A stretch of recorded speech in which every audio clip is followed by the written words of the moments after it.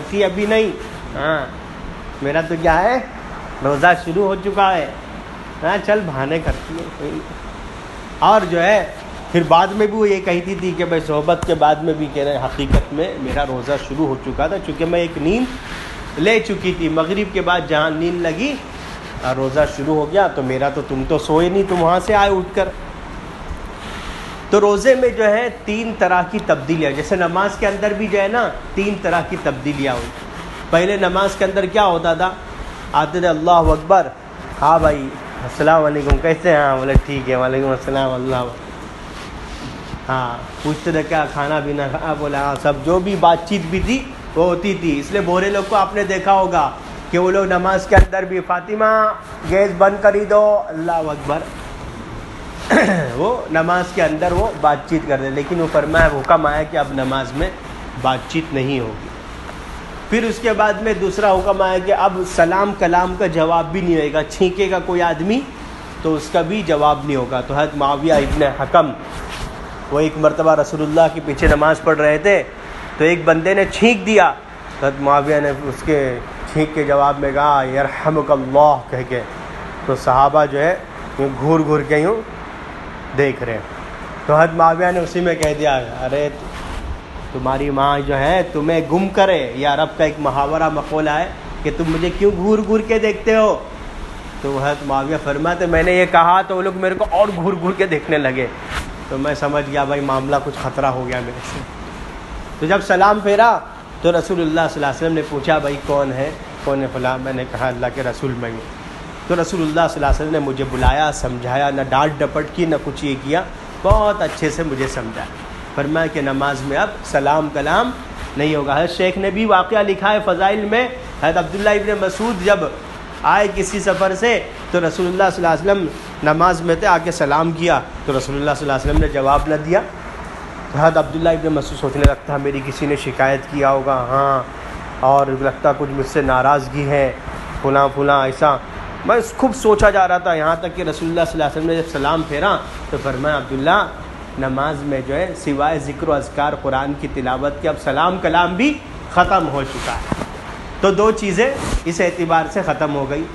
تیسری چیز یہ ہوتی تھی کہ بھائی نماز کی حالت میں لوگ دیکھا کرتے تھے، لوگ جو ہے نماز کی حالت میں دیکھتے تھے، کبھی اس کو دیکھ کر، آج بھی بہت سے لوگ جو ہے اور رکعت باندھنے کے بعد میں بھی یوں دیکھتے رہتے ہیں یوں کون کیا کر رہا ہے۔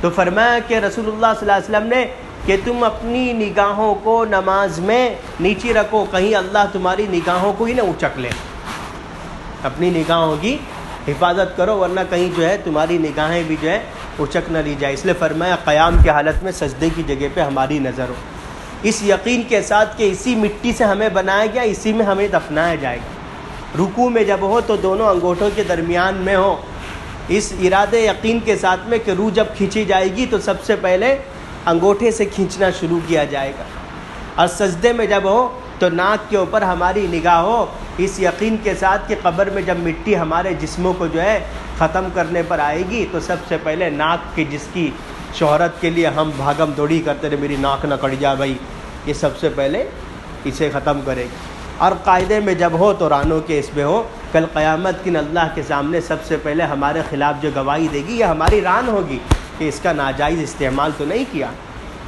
تو یہ تین طرح کی نماز میں تبدیلی ہوئی۔ تو روزوں کے اندر بھی تین طرح سے تبدیلی ہوئی کہ پہلے تبدیلی تو یہ کہ رمضان المبارک کے روزے آنے سے پہلے محرم کے روزے فرض تھے، اب جب رمضان کا مہینہ آ گیا تو محرم کے روزے کو نفل کر دیا گیا، 9-10 رکھو یا 10-11 رکھو وہ بھی اختیار میں دے دیا گیا، ایک تبدیلیاں۔ دوسری تبدیلی یہ تھی 24 گھنٹے کا روزہ ہوتا تھا، اب وہ مشکل ہوتا تھا کہ بھائی یہاں مجلس سے دعوت الحق سے باتیں سن کر جاتے تھے، تراویح پڑھ کر جاتے تھے، اور جانے کے بعد میں وہاں پر گاڑیاں بھڑا دی، بیوی بولتی بھی تھی کیا جی میرا تو کیا روزہ شروع ہو گیا، مانتے ہی نہیں تھے۔ اب ایک دن جو ہے حضرت عمر رضی اللہ تعالیٰ عنہ نے بھی اڑا دیا۔ اب عمر تو کون تھے؟ وَأَشَدُّهُمْ فِي أَمْرِ اللَّهِ عمر، عمر کون تھے؟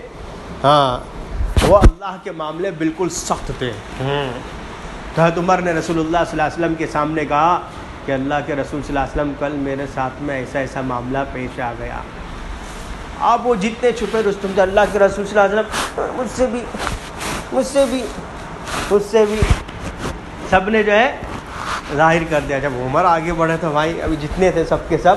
تو پھر اللہ نے کیا فرمایا, ہاں دوسری تبدیلی آئی کہ جب رمضان المبارک کا روزہ فرض ہوا تو اختیار دیا گیا کہ بھائی جو لوگ سیٹ ہیں وہ پیسہ دے دو, اپنے آپ کو چھڑا لو.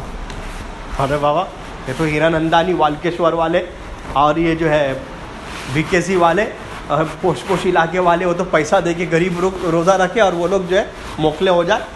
یہ تبدیلی آ گئی. وعلی الذین یطیقونہ فدیہ دے دے اور بچ جائے. تو اللہ نے فرمایا نہیں, چلو ختم.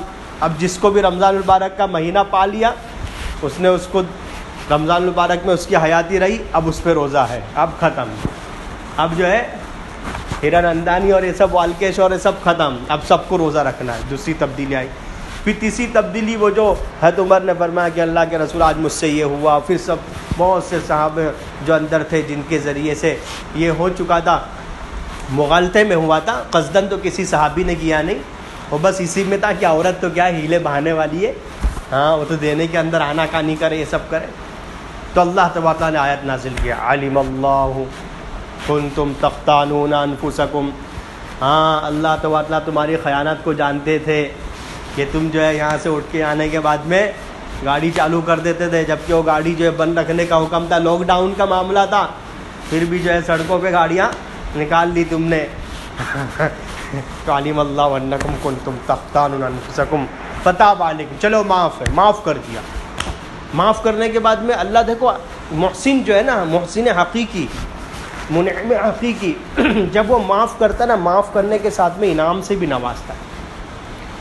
خیانت کو معاف کیا, کچھ سزا بھی نہیں دیا, اور پھر اس کے بعد میں نرمی کی. الآن باشروہن وابتغوا, آپ گاڑیاں بھڑاؤ تم.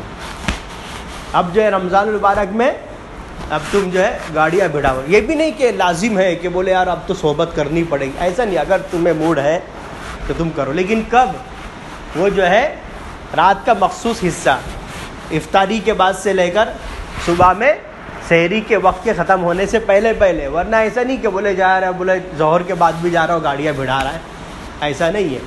فرمایا فلان باشروہن, اب تم جو ہے صحبت بھی کر سکتے ہو. صرف صحبت ہی نہ کرو بلکہ وابتغوہن, اللہ کا فضل بھی جو ہے اسے تلاش کرو. یہ اللہ کا فضل ہے, اولاد کا ملنا اللہ کا فضل ہے, اسے تلاش کرو.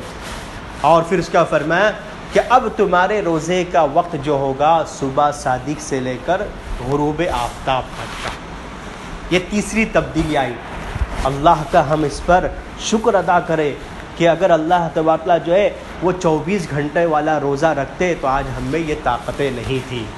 تو یہ فرمایا ایمان والو, تم پر روزہ فرض کیا گیا جیسے کہ تم سے پہلے لوگوں پر فرض کیا گیا تھا. اور اس کا اثر کیا ظاہر ہوگا, لعلکم تتقون, تاکہ تم میں جو ہے تقوی آئے گا, پرہیزگاری آئے گی.